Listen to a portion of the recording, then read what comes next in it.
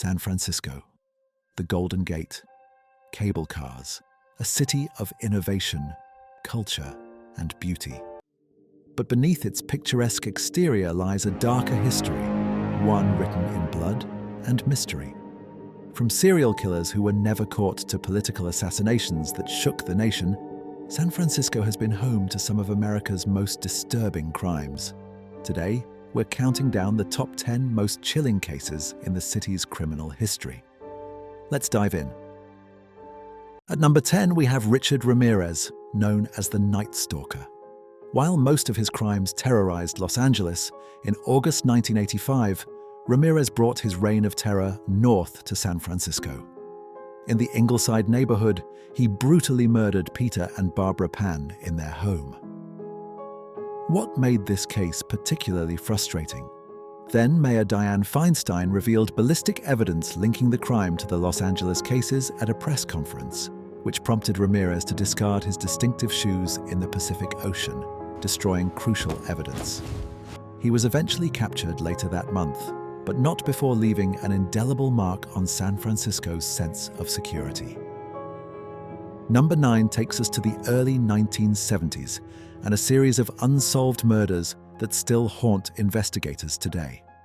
Between 1972 and 1973, at least 7 young women who had been hitchhiking in the San Francisco Bay Area were found murdered. The killer's first victims were 2 12-year-old girls who disappeared in February 1972. Their bodies weren't discovered until almost a year later. His final known victim, 23-year-old Teresa Walsh, was found hogtied with clothesline rope, sexually assaulted, and strangled to death. Despite extensive investigations, the killer's identity remains unknown to this day, leaving families without closure and a predator who was never brought to justice. At number 8, July 1st, 1993. A typical afternoon at a San Francisco high-rise turned into the deadliest mass shooting in the city's history. A man named Gianluigi Ferri entered the offices of the law firm Petit and Martin on the 34th floor, armed with multiple weapons. In a rampage that lasted only minutes, he killed 8 people and wounded 6 others before taking his own life. His motives remain murky, clouded by apparent mental illness. He left behind a rambling, barely coherent letter railing against the legal profession and various institutions. This tragedy, along with other incidents that year, directly led to Congress enacting the Violent Crime Control and Law Enforcement Act of 1994. At number 7, we have a killer who remains unidentified and unpunished. Between 1974 and 1975, at least 14 men in San Francisco's gay community were murdered by a man who became known as the Doodler. He earned this chilling nickname because witnesses reported he would sketch his pubs and restaurants, and he was drawing guys victims on cocktail napkins at gay clubs before luring them to secluded locations. His first known victim, Gerald Earl Kavanaugh, was found at Ocean Beach, stabbed repeatedly in the front and back. Despite surviving witnesses and decades of investigation, the Doodler has never been caught. In 2019, police released new evidence, including an updated sketch and audio recording. Do you ever feel violent? Yes, I do. What do you feel like doing? Killing people. You still Hoping to finally solve this cold case. Number 6 is one of the most bizarre crime sagas in American history. In February 1974, newspaper heiress Patty Hearst was kidnapped from her Berkeley apartment by the Symbionese Liberation Army. She was held in a closet near the University of San Francisco for weeks. But then, something extraordinary happened. I have chosen to stay and fight. On April 15th, security cameras captured Hearst, gun in hand, helping her captors rob the Hibernia Bank. They made off with over $10,000 and shot 2 people. The question that gripped America: was she a victim suffering from Stockholm Syndrome or a willing participant? A jury found her guilty of robbery in 1976, though her sentence was later commuted by President Carter, and she received a full pardon from President Clinton. November 27th, 1978. A date that would forever change San Francisco. Former city supervisor Dan White, angry over not being reappointed to his position, snuck into City Hall through a basement window, avoiding metal detectors. He was carrying a Smith & Wesson revolver and deadly hollow-point bullets.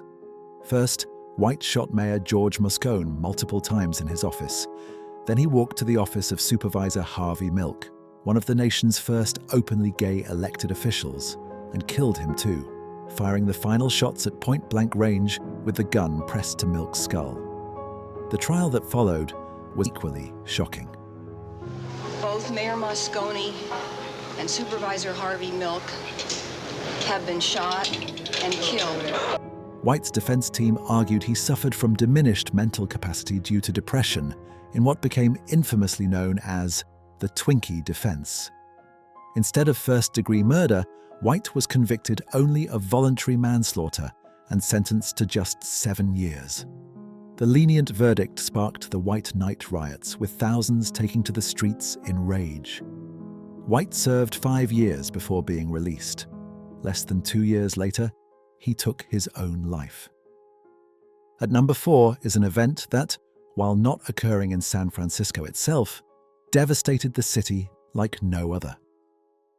Jim Jones established his People's Temple in San Francisco in the 1960s, taking over a synagogue on Fillmore Street. What began as a racially integrated congregation soon revealed itself as something far more sinister. As news of Jones's tyrannical control leaked out, he and his followers fled to a compound in the jungles of Guyana. In November 1978, Congressman Leo Ryan of San Mateo, along with reporters and concerned family members, flew to Jonestown to investigate. Ryan and 4 others were murdered on the airstrip. What followed was one of the most horrifying mass deaths in modern history. Over 900 people died in a forced mass suicide, most of them former Bay Area residents. The tragedy sent shockwaves through San Francisco that are still felt today. A place of paradise that became a hell for hundreds of people who'd put their faith in him. From the autumn of 1973 to the spring of 1974, San Francisco lived in fear as a group of killers stalked the streets at night. The Zebra murders, named after the Z radio channel police used to coordinate the investigation, claimed at least 15 confirmed victims, though some experts believe the true death toll could be as high as 73. 4 men, Jesse Lee Cooks, Manuel Moore, Larry Green, and J.C. Simon, were convicted of the racially motivated crimes that specifically targeted white victims. The killings were allegedly part of an attempt to ignite a race war. The terror was so intense that Mayor Joseph Alioto authorized police to stop any black male matching the general description of the suspects, leading to hundreds of innocent men being questioned before a federal judge halted the practice. Each killer received a life sentence, though only one remains alive today. And at number 2, the Golden State Killer terrorized California for over a decade, and San Francisco was part of his hunting ground.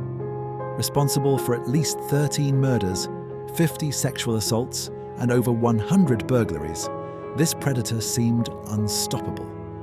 For decades, his identity remained a mystery, taunting investigators and haunting survivors. It wasn't until 2018, through revolutionary DNA genealogy techniques, that former police officer Joseph James D'Angelo was finally identified and arrested. While many of his crimes occurred in other parts of California, his connection to the Bay Area and the sheer scope of his crimes cement his place among San Francisco's most disturbing criminal cases.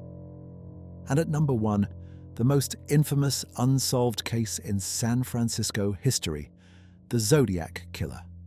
Between 1968 and 1969, the Zodiac terrorized the Bay Area, killing at least 5 people, including 3 women, 1 teenage boy, and a cab driver in San Francisco.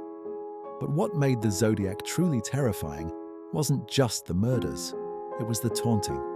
He sent cryptic, encoded messages to newspapers like the San Francisco Chronicle and the San Francisco Examiner, bragging about his crimes and threatening to kill more. Shot right at the side of the car, and the girl apparently tried to run.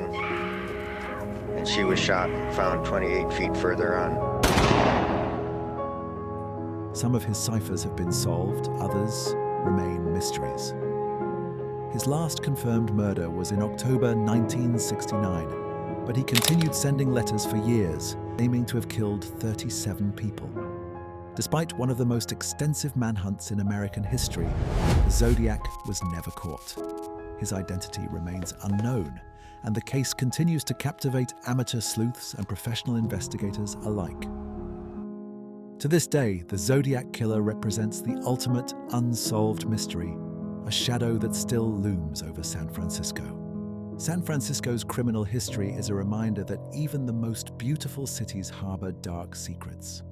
While many of these cases have been solved, others remain open wounds, mysteries that may never be fully answered. The victims deserve to be remembered, and the search for justice continues.